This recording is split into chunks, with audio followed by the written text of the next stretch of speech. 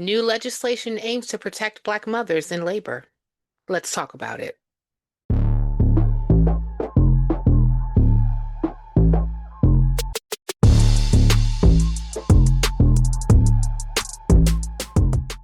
Hello, everyone, and welcome to another episode of The Roots Matter, the show where we talk about news and politics and also how it even intersects with religion, hosted by a Black woman such as myself. My name is Cynthia, and I have a story for you. In this video, Congresswoman Robin Kelly introduces the Wells Act, a new piece of legislation aimed at protecting expectant mothers, especially Black women, from neglect and dangerous discharge practices in hospitals. Let's take a look. Our healthcare system is broken. Black women across the country are suffering and dying. An intimate moment of pain captured for the world to see is now sparking legislative change. Mercedes' courage propelled me to introduce new legislation to protect all moms.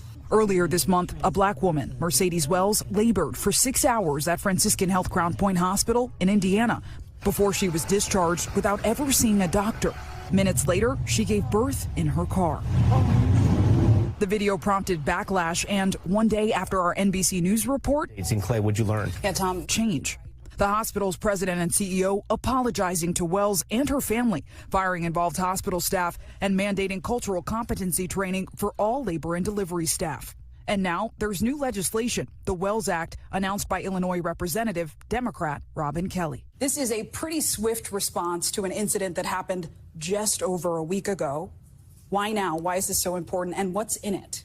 I've been working on the issue of maternal mortality and morbidity for about 9 years. So this is just another chapter. It needs to be done. Yeah. Nothing to play around with. The Women Expansion for Learning and Labor Safety Act seeks to require any hospital that provides obstetric, emergency, or labor and delivery services to have a safe discharge labor plan before discharging a patient who presents with signs or symptoms of labor. It also mandates racial bias training for healthcare professionals. Why do you think this will have bipartisan support? Is this an issue that resonates? Too many women, period, die in the United States. We don't rank well with countries like us. So women are interested. I mean, all kind of women die, but Black women die more.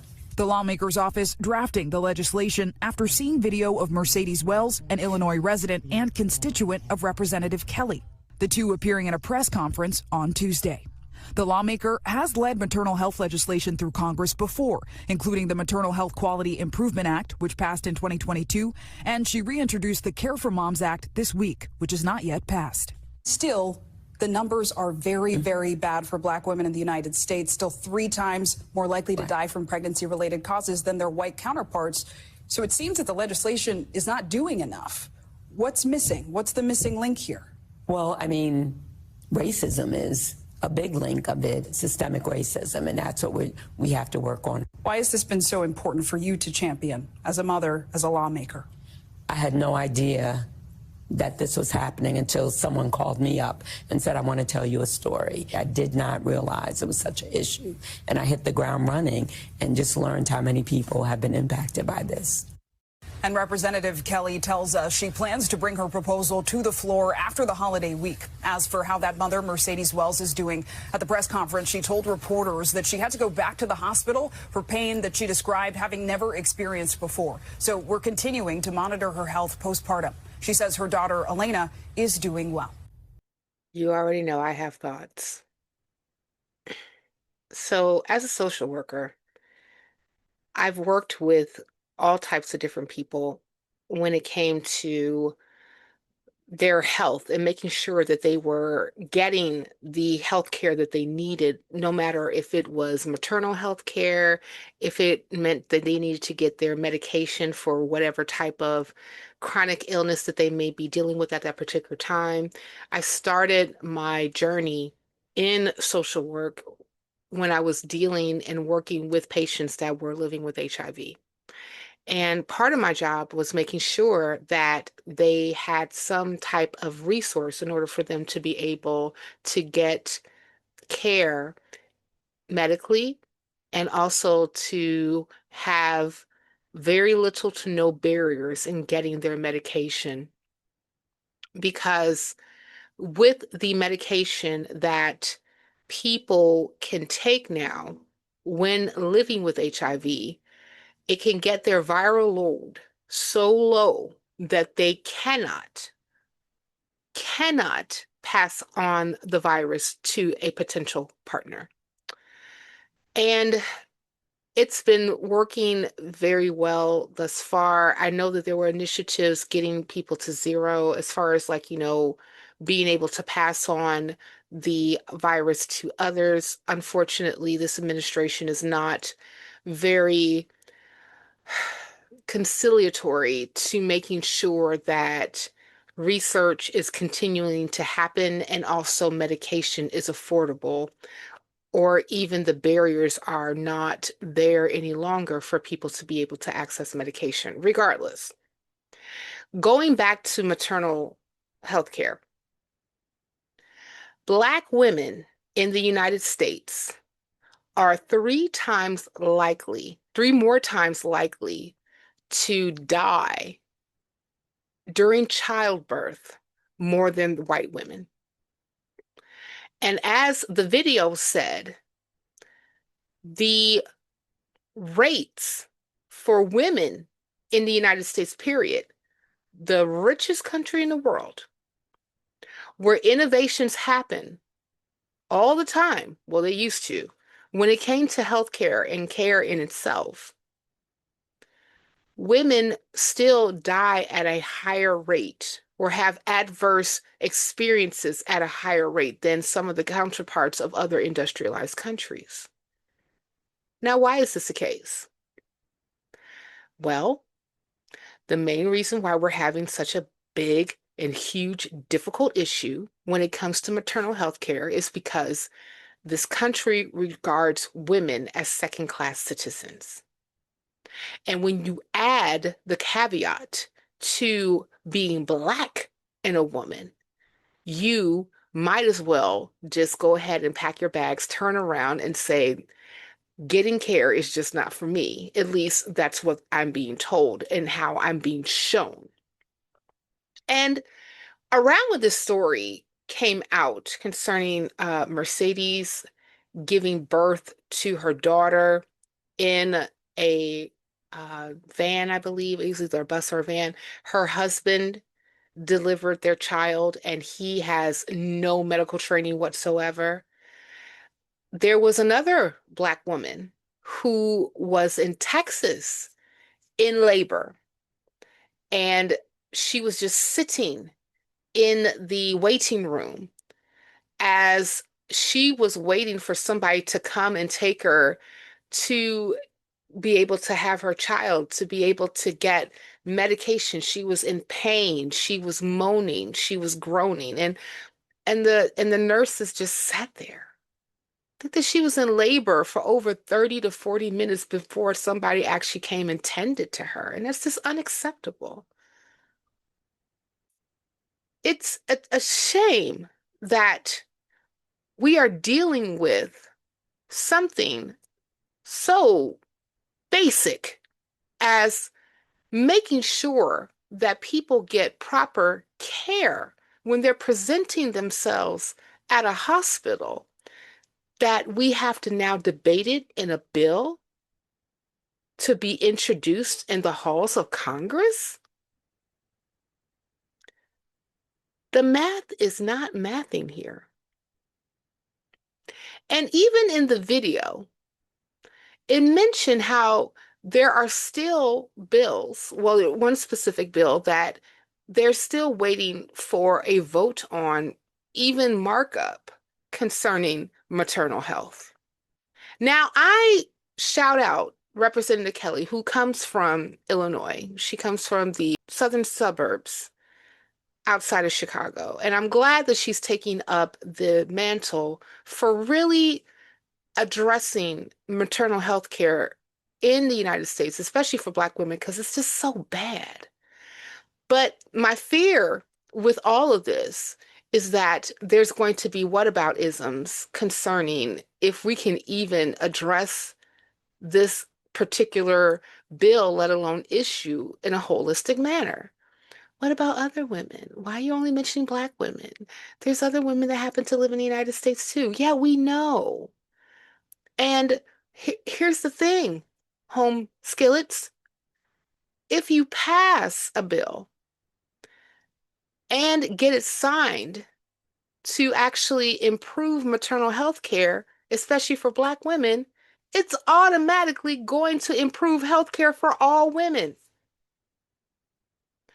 We know misogyny and racism are rampant in the United States. We already know that majority of times healthcare professionals don't even believe that Black people are in pain when they present themselves as such.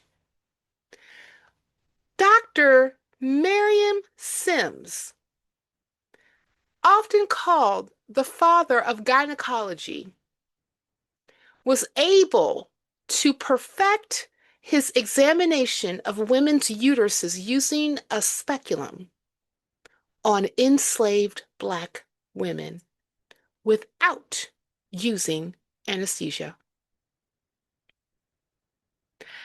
And it was believed back in the 19th century that we can do that because these particular entities, because we were not considered humans, don't feel pain. Well, she's screaming on top of the table like she's in pain. Oh, that's just for drama. But pain, not so much. They oftentimes do back-breaking labor in cotton fields, in indigo fields. They tend the children of their masters. Hmm? They feel nothing.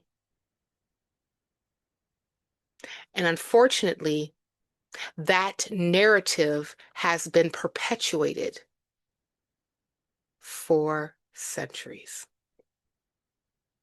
to the point where it's even taught in the halls of medical schools right here in the United States of America.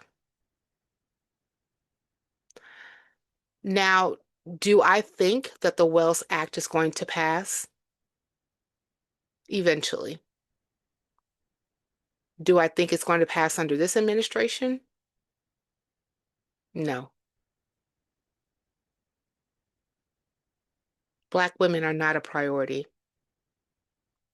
Malcolm X said that the most disrespected persons in America are Black women. The most unprotected people in the United States are Black women. That was not conjecture. That's based on fact. Because we still live in a system where it teaches these particular narratives and perpetuates rhetoric that we are subhuman, that we don't deserve protection, and that the things that we need in order for us to live and to thrive are moot.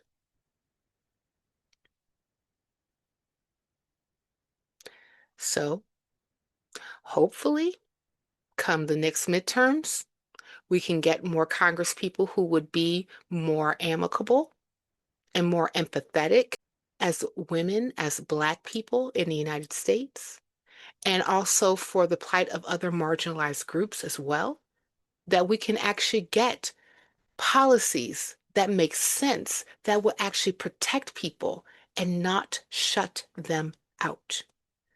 What happened to those Black women should never have happened. Imagine you being turned away by a hospital because one nurse thought that you were not ready to give birth. No doctors are really called. No doctors like really examining this person. They tell her, well, you haven't been dilated enough. You can go home. And she's still in pain. Even if she wasn't dilated enough, she was still in much pain. She should have been admitted.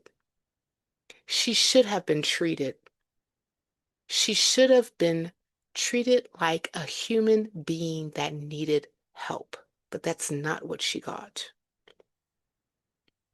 And hopefully, with the training that the hospital CEO has committed to making sure that the employees get, I hope that they get it.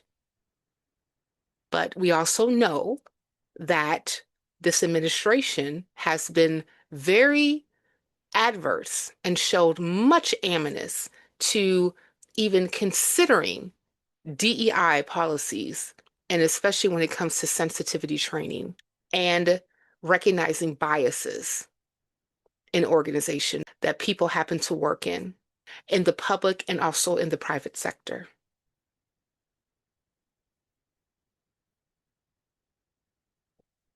Let's just say that I am going to lean on hope that hopefully this goes through.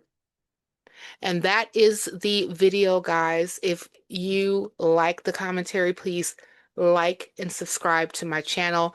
Hit the bell so that you can get notifications every time that I upload a new video or go live. I go live every other Sunday at 6 p.m. Central Time. And at the end of the day, dear viewer, the roots matter. Take care.